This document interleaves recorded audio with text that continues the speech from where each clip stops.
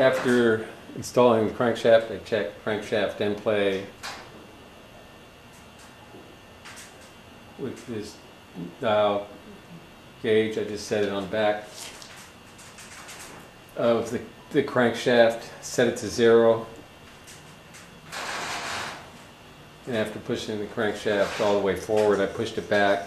3 to 7 thousandths is correct crankshaft end play.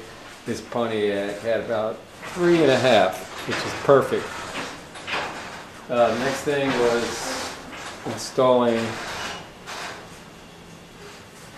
rod bolts. I have a set of ARP rod bolts. This is the ring set.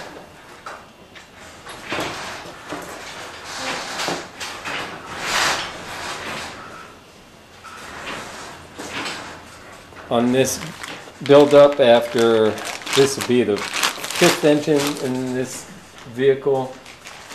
My last engine was a 428, 475 horsepower with headers, and it was pretty cool hot rod, but I'm going back to stock with all stock parts, and I have stock rods and these cast aluminum pistons.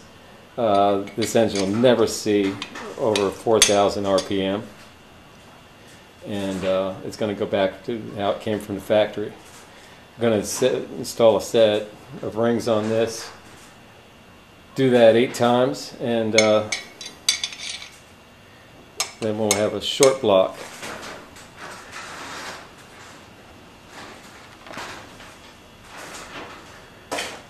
Piston rings, bottom piston ring oil control gets put on by hand, put into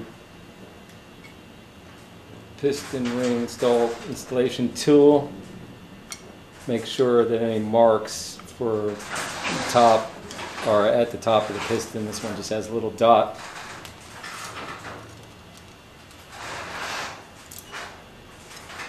And that's it.